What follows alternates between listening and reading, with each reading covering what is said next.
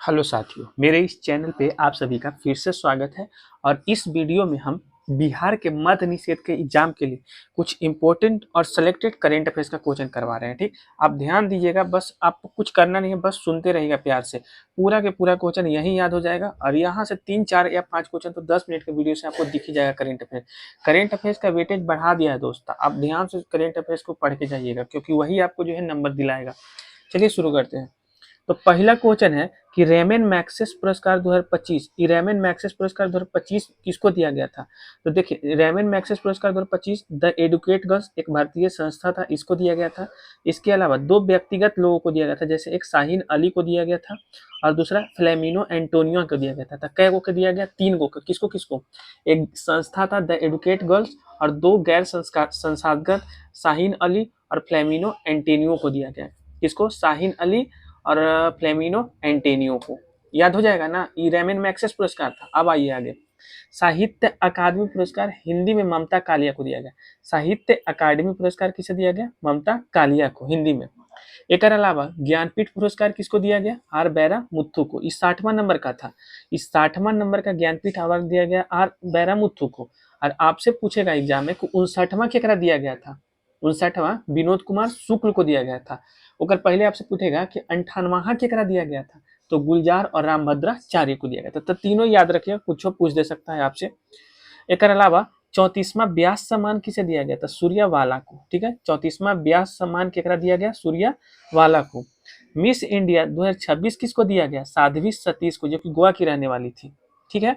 Able पुरस्कार किसे दिया गया? 2026 वाला एबल पुरस्कार 2026 में गार्ड फॉल्टिंग्स को दिया गया। और लता दीनानाथ मंगेशकर पुरस्कार 2026 किसे दिया गया? कैलाश सत्यार्थी को। याद हुआ?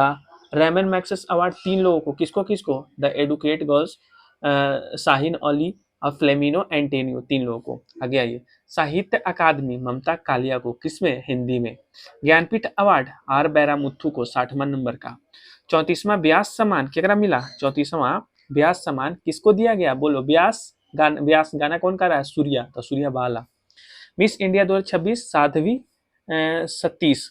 और एबल, तो एबल हो गया गर्ड हॉल्टिंग्स। लता दीनानाथ मंगेशकर पुरस्कार 2026 किसे दिया गया? कैलाश सत्यार्थी को। स्क्रीनशॉट लीजिए, रट लीजिए, कहा कि यहाँ से वो क्वेश्चन दिख जाएगा। चलिए आगे, ज्यादा समय हम बर्बाद ना करेंगे आप लोग को। चलिए, इंडेक्स से तो क्वेश्चन भर भर के एग्जाम में आता है, तो उसको तो आप पढ़ ही लीजिएगा। पहला क्वेश्चन बनता है कि ग्लोबल इनोवेशन इंडेक्स 2025 में भारत का स्थान कितना है? 38। इनोवेशन में नए नए खोज, तो ग्लोबल इनोवेशन इंडेक्स 2025 में भारत का स्थान है 38। कुछ याद रखिए, जैसे प्रेस फ्रीडम इंडेक्स में भारत का स्थान 2025 में 151 और 2026 में 157। 2026 में 157 इसलिए कौन? अंजना ओम कश्यप, इसके कारण पिछड़ गया है। तो प्रेस फ्रीडम इंडेक्स 2025 में भारत का स्थान 151 और 2026 में 157। दो गो आपके लिए दे रहे हैं, ये नीति आयोग जारी किया, इसमें बताइएगा टॉप कौन है और टॉप पे कौन है और बिहार का स्थान कितना है। पहला निर्यात तैयारी सूचकांक, ये बताइएगा, और दूसरा वित्तीय स्वास्थ्य सूचकांक, इसको बताइएगा। ये दोनों में टॉप देश भी बताइएगा, टॉप राज्य बताइएगा भारत का, और बिहार का स्थान बताइएगा। नीति आयोग के द्वारा जारी किया गया है। एक अलावा वर्ल्ड हैप्पीनेस इंडेक्स 2025 में भारत का स्थान 118, खुश लोग रह रहे हैं, तो वर्ल्ड हैप्पीनेस इंडेक्स में 118। हेनले पासपोर्ट इंडेक्स पूछे आपसे, तो हेनले पासपोर्ट इंडेक्स में 2025 में था 80 और 2026 में हो गया 75। 2025 में था 80 और 2026 में हो गया 75। कौन सा इंडेक्स? Henley passport index. एक अलावा करप्शन परसेप्शन इंडेक्स 2026 में, करप्शन परसेप्शन इंडेक्स 2026 में भारत का स्थान 93 के को हुआ।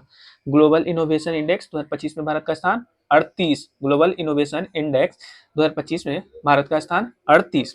प्रेस फ्रीडम इंडेक्स 2025 में भारत का स्थान 151 और 2026 पूछे तो 157। वर्ल्ड हैप्पीनेस इंडेक्स 2025 में भारत का स्थान 118। हेल्ले पासपोर्ट इंडेक्स 2025 में 80 और 2026 में 75। करप्शन परसेप्शन इंडेक्स 2026 में 93। रट जाइए इसको स्क्रीनशॉट लेके। चलिए आगे। एससीओ शिखर सम्मेलन 2025 तो देखिए एससीओ संघाई कॉर्पोरेशन करके ऐसे कुछ फुल फॉर्म इसका होता है। तो एससीओ जो शिखर सम्मेलन हुआ था 2025 वाला, इसका आयोजन हुआ था चाइना में। 2025 में इसका आयोजन हुआ था चाइना में। 2026 वाला पूछे तो बिश्केक जो कि किर्गिस्तान की राजधानी है, तो किर्गिस्तान की राजधानी बिश्केक में 2026 वाला आयोजन होगा। एससीओ शिखर सम्मेलन 2025 का आयोजन कहाँ हुआ? चाइना में। और 2026 वाला कहाँ होगा? तो किर्गिस्तान के बिश्केक में। अब आ जाइए, आपसे पूछल जाएगा 2026 वाला कुछ सम्मेलन याद रखिए। जैसे G7 पूछेगा कि 2026 में G7 का आयोजन कहाँ हुआ? तो फ्रांस में हुआ। एक अलावा COP31 और नाटो, COP31 और नाटो 2026 में इसका आयोजन कहाँ हुआ? तुर्की में होगा। ब्रिक्स 18वां ब्रिक्स सम्मेलन 2026 वाला, इसका आयोजन कहाँ पे होगा? तो अपन देश भारत में होगा। G20 पूछे तो G20 2026 वाला आयोजन होगा अमेरिका में। एशियान पूछे 48वां नंबर का एशियान शिखर सम्मेलन का आयोजन कहाँ होगा? फिलीपींस में होगा। और हिंद महासागर सम्मेलन 2026 में मॉरिशस में होगा। और एआई इम्पैक्ट सम्मेलन 2026 वाला भारत के नई दिल्ली में होगा। ठीक है। G20 फ्रांस, COP31 और नाटो तुर्की, BRICS India, G20 America, ASEAN 48 Philippines, हिंद महासागर सम्मेलन मॉरिशस और एआई इम्पैक्ट सम्मेलन भारत के नई दिल्ली में। इसको स्क्रीनशॉट लीजिए, सब 2026 वाला है, सब 2026 का, इसको रट जाइए आप। चलिए अगला पेज में चलते हैं हम लोग।